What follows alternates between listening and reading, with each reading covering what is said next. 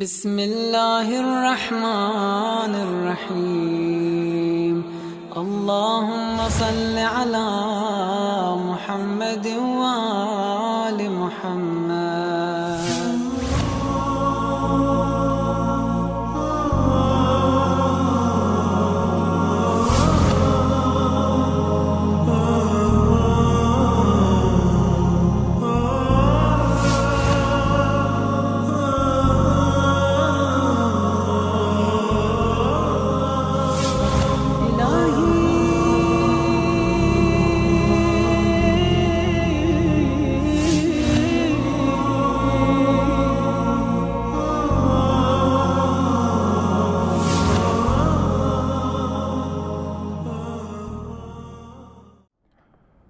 أعوذ بالله السميع العليم من الشيطان اللعين الرجيم. بسم الله الرحمن الرحيم. الحمد لله رب العالمين، ثم الصلاة والسلام على أشرف المرسلين حبيبي وحبيب الله العالمين أبي القاسم المصطفى محمد وعلى آل بيته الطيبين الطاهرين وصحبه المنتجبين. Mes chers frères et sœurs, Assalamu alaikum wa rahmatullahi ta'ala wa barakatuh. Et nous sommes dans le cadre de l'enseignement de la jurisprudence islamique, al-fiqh, et nous avons commencé à vous enseigner, chers frères et sœurs, les actes préliminaires de la prière que nous avons commencé, commençant par la purification, etc., jusqu'à nous sommes arrivés aux vêtements que celui qui doit accomplir la prière doit porter et quels doivent être ses vêtements.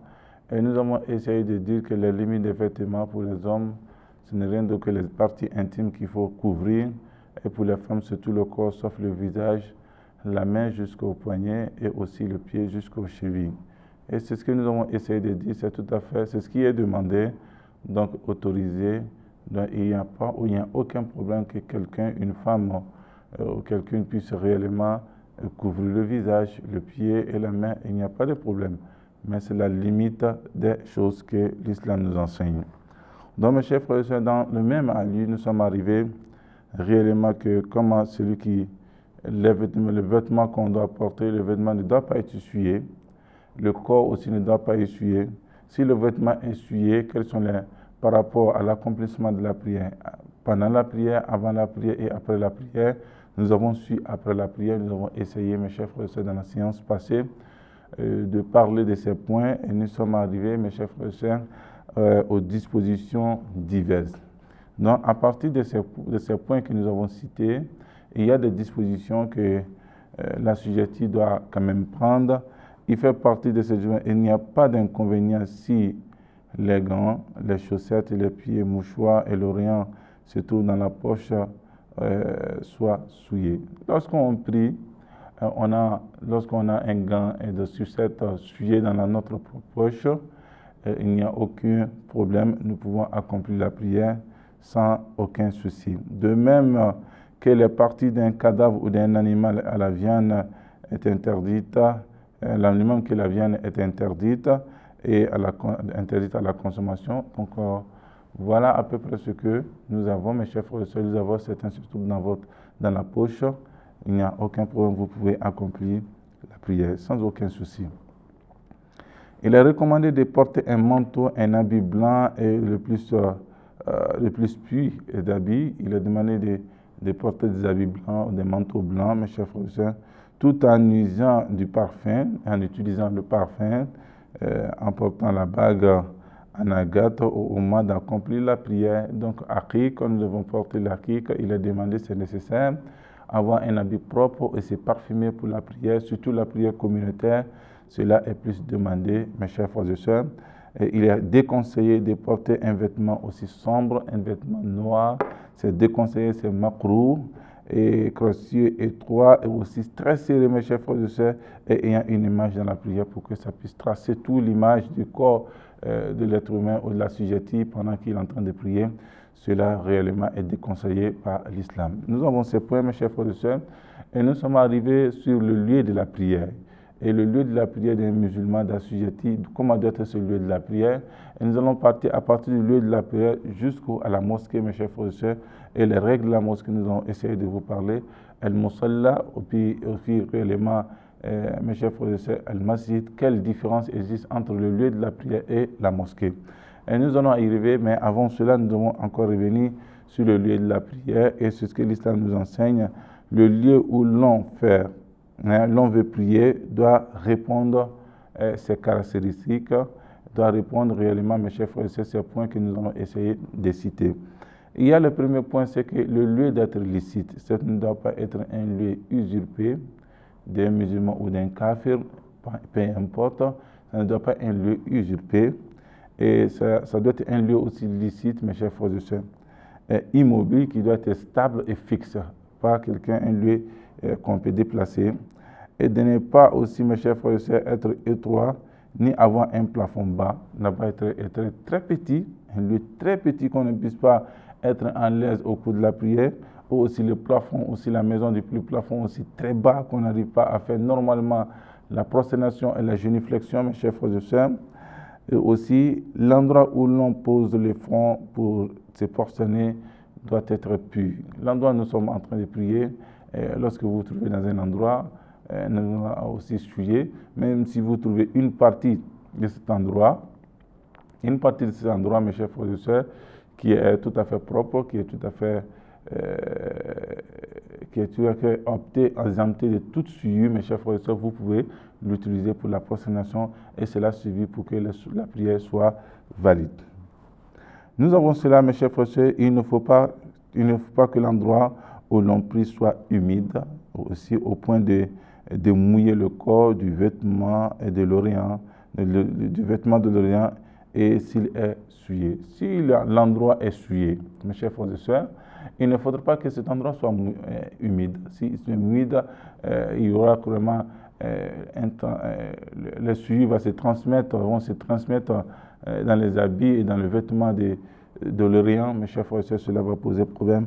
Après, il doit réellement éviter de prier dans des endroits qui sont plus d'humidité, qui ont plus d'humidité.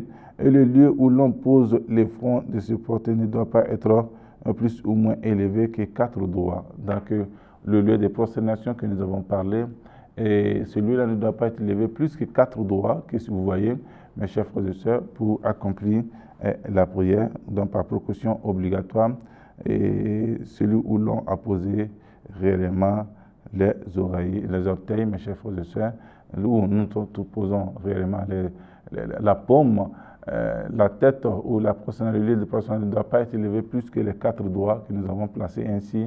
Donc, mes chers frères et sœurs, c'est tout à fait clair sur ce point. Le lieu où l'on pose le front, que nous avons essayé de parler, ce point ne doit pas être plus ou moins élevé de 4 doigts par rapport au lieu où l'on a posé, et mes chers frères et sœurs, par précaution obligatoire, à celui où l'on a posé et effectivement les orteils. Il y a encore des dispositions, mes chers frères et sœurs, à prendre, et nous allons essayer de vous parler des dispositions relatives au lieu de la prière qui sont très importantes. Et il est nul la prière de celui-là même qui a accompli la prière dans un lieu usurpé. Un lieu usurpé, c'est un lieu interdit, la prière n'est pas valable, et c'est tout à fait clair sur ce point. Et c'est-elle dans une maison dont l'autorisation n'a pas été obtenue auprès du propriétaire, mes chers frères et sœurs, cela était comme si c'était une maison aussi usurpée. L'une des conditions indispensables à la prière, mes chers frères et sœurs, est l'immobilité du lieu de laquelle elle est accomplie. C'est-à-dire que le lieu de la prière doit être d'abord immobile, ne doit pas être transporté. Et c'est ce qu'on dit, que par conséquent, il n'est pas correct d'accomplir la prière au bord d'un avion, d'un bateau, d'un train, d'un automobile, en marche, mes chers frères et sœurs.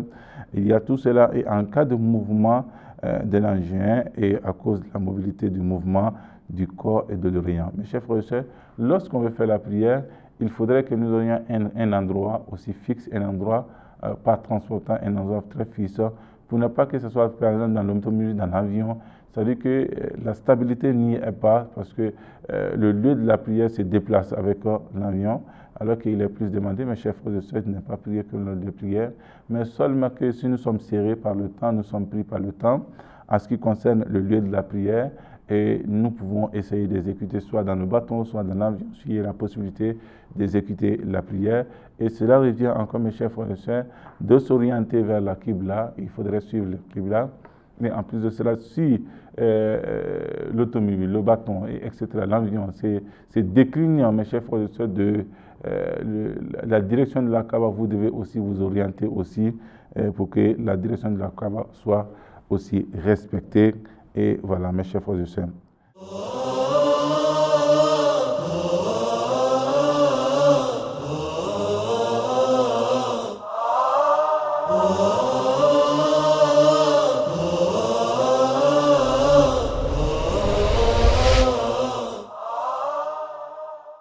Voulant s'acquitter de la prière, on est obligé, mes chers frères, de prendre wudu, comme il est tout à fait clair, d'abord ou au défaut de tayammum, et à défaut, prier sans accomplir aucune purification préconisée.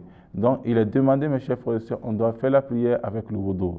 S'il n'y a pas d'eau ou pas d'autres obstacles, nous pouvons faire l'ablution avec le sable qui est appelé l'ablution sèche. Il y a aussi de l'autre côté, s'il n'y a pas d'eau, il n'y a pas des éléments avec lesquels il faut faire l'ablution pluvérale, mes chers frères et sœurs, alors il est demandé de faire la prière comme ça, sans aucune ablution, et ça n'a pas contrainte, mes chers frères et sœurs. Et de rattraper ultérieurement la prière accomplie dans cet état-là. Et après, nous essayons de rattraper cette prière qui a été faite ou qui a été accomplie et sans aucune ablution, mes chers frères et sœurs. Donc, il est demandé après de rattraper cette prière-là. Donc, mes chers frères et sœurs, il est tout à fait clair. On est tenu de prier, mes chers frères, si possible debout ou à défaut assis. Donc, on peut prier, mes chers frères et sœurs, quel que soit le lieu, debout, si nous avons des problèmes de s'asseoir, assis, et si nous avons des problèmes de s'arrêter. Donc, mes chers frères et sœurs, il est tout à fait clair sur ce point. On doit veiller à ce que l'on soit orienté vers la Qibla de sorte que si l'engin change de direction, l'orant doit se réorienter vers la Qibla. C'est ce que je viens de vous dire. On doit beaucoup faire attention avec l'automobile, l'avion, etc. Et si il s'avère que l'avion ou l'automobile, le bâton change de position par rapport à la direction de la Kaaba, nous devons aussi s'orienter tout de suite vers la direction de la Kaaba. La prosternation accomplie sur un papier est valable. Et cela est important. Si la prosternation est accomplie sur un papier est valable, au cas où l'on n'aurait pas de pain d'argile ou des cailloux sur lesquels c'est prosterné, on peut utiliser des papiers pour qu'on puisse faire, mes chers frères et sœurs, la prière sur les papiers. Nous avons ces points, mes chers frères et sœurs. Ne pouvons pas pour une maison ou un autre observer quelqu'un, une des conditions de validité de la prière, mes chers frères et sœurs, qui est important. Et de validité de la prière, on est tenu d'accomplir la prière autant que possible. Donc, lorsqu'on veut essayer de faire la prière, nous sommes dans une condition quelconque, donc il est demandé aux fidèles musulmans à cet assujetti de s'acquitter, quelles que soient les conditions de sa prière. Une autre des conditions liées au lieu de la prière est la laïcité. Laïcité, mes chers frères et sœurs, nous avons essayé de parler de licéité, qui n'est rien d'autre que le fait que l'endroit soit licite, qui est très important, mes chers frères, que prière n'est pas usurpée, et que la prière n'est pas usurpée, c'est-à-dire que l'endroit ne soit pas usurpé, mes chers frères et sœurs, et c'est ce qu'il veut essayer de dire. Pourtant, il n'y a pas d'inconvénient à accomplir la prière, mes chers frères et sœurs, dans un lieu que l'on ne sait pas s'il est usurpé ou non. Donc, si nous nous retrouvons dans un endroit où l'on peut essayer d'accomplir la prière et n'ayant pas des informations nécessaires si l'endroit est usurpé ou pas, la prière est valable. Donc, mes chers frères et sœurs, il est tout à fait clair. Si ayant accompli la prière dans un lieu qu'on ne sait pas qu'il est usurpé, mes chers frères et sœurs, on se rend compte après que la prière est valide. C'est-à-dire que lorsque vous vous retrouvez dans un lieu, au moment que vous faisiez la prière, vous n'avez pas assez d'informations que ce lieu a été usurpé. Non, après, vous avez la prière, vous avez eu l'information, la prière est valable. Si on est contraint d'accomplir la prière dans un lieu usurpé, il n'y a pas d'inconvénient. Si par contrainte, nous, on est demandé de faire la prière. Par contrainte, par exemple, l'heure impartie de la prière veut sortir, nous n'avons pas un autre lieu pour faire la prière. Si ce n'est que les lieux qui ont été usurpés, il est demandé, mes chers frères et sœurs, de faire la prière et il n'y a pas d'inconvénient en cela. On est tenu d'observer, mes chers frères et sœurs, l'éthique de ne pas prier en amont du tombeau du saint prophète de l'imam Ali. Donc, il n'est pas demandé, mes chers frères et sœurs, on est tenu d'observer l'éthique, mes chers frères et sœurs, due au lieu du saint, de ne pas prier en amont, mes chers frères et sœurs, du tombeau, qui est important, aussi le tombeau du saint prophète de l'imam Ali et les imams, etc. Et il est recommandé d'accomplir sa prière dans la mosquée. Accomplir sa prière dans la mosquée, et l'islam ayant su beaucoup d'accent sur cette question, l'islam a mis beaucoup d'accent sur cette question, afin que les musulmans puissent réellement prier dans la mosquée. Donc, mes chers frères et sœurs, voilà à peu près ces points que nous avions effectivement à vous expliquer sur cette condition. Mes chers frères et sœurs, nous avons la construction d'une mosquée que nous allons essayer de toucher, et la mosquée, les règles de mosquée, et nous allons essayer de toucher ces points, Inch'Allah, que le Seigneur fasse musulmans et sœurs de prier. Il suffit qu'un individu prie avec l'autorisation sur un terrain sur lequel on a l'intention de construire une mosquée pour qu'il soit considéré comme tel et régi, par conséquent soumis aux dispositions qui régissent une mosquée. Donc en réalité, nous pouvons prier une terre qui a été donnée seulement que pour la construction d'une mosquée.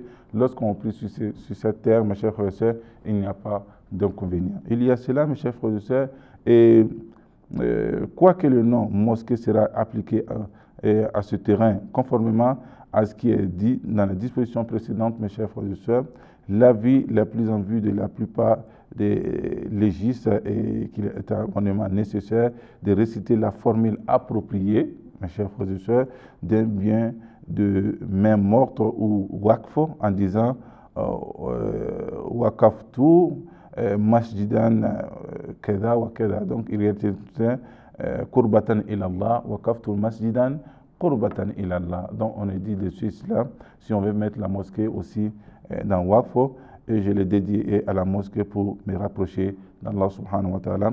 C'est-à-dire que dédier la mosquée à Allah subhanahu wa ta'ala pour se rapprocher à Allah subhanahu wa ta'ala. Et il n'y a pas aussi de distinction entre les dispositions qui régissent, mes chers frères et sœurs, les mosquées appartenant aux différents groupes de musulmans, peu importe qu'ils soient chiites ou autres. Donc, mes chers frères et sœurs, il n'y a pas de distinction entre les dispositions de registre à mosquée, réellement, que ce soit sunni, chiite. Il n'y a pas de choses aussi différentes dans le registre de la mosquée, mes chers frères et sœurs. C'est ce que nous avons, mes chers frères et sœurs, à vous dire sur cette question. Il y a aussi un terrain qui est intéressant, qui est non clôturé, sur lequel aucun édifice n'a été construit, et peut être lieu de mosquée, ainsi tout terrain qui a été dédié avec cette intention précise d'y construire la mosquée est soumis aux d'enceinte ni d'édifice. La mosquée dont le terrain a été démoli ne prend pas sa qualité de mosquée, mes chers frères et sœurs, et la régissant. De même, mes chers frères et sœurs, si on démolit un village, une ville, etc., mes chers frères et sœurs, le lieu où se trouvait la mosquée constitue à être régi, mes chers frères et sœurs, par les 10 dispositions, et c'est ce qui est très important. Et il y a le 5e point que nous allons essayer de vous parler, c'est si un terrain a été initialement divisé en parcelles dont une a été, mes chers frères et sœurs, d'une bibliothèque ou d'un grand magasin et de quelque chose de semblable, il n'y a pas d'inconvénient. S'il y a une partie qui a été mise réellement pour la mosquée, donc en réalité il n'y a pas d'inconvénient, mais il n'est pas permis de destiner en totalité de ce terrain, mes chers frères et sœurs, et en partie la construction d'un oratoire ou quelque chose de semblable après avoir porté le titre de mosquée. Donc, mes chers frères et sœurs, voilà à peu près lorsqu'on veut parler de mosquée. La mosquée, c'est un lieu qui a été dédié pour la mosquée, un lieu qui a été mis réellement en waqf, etc. Et sans tous ces points-là qui rentrent dans le cadre, mes chers frères et sœurs, dans la mosquée, et nous allons essayer de parler des dépenses de la mosquée, comme il faut essayer de les régler, Inch'Allah. Mes chers frères et sœurs, sur ce, nous allons continuer dans ce sens, sur ce, et nous vous disons Assalamu alaikum wa rahmatullahi ta'ala wa barakatuh.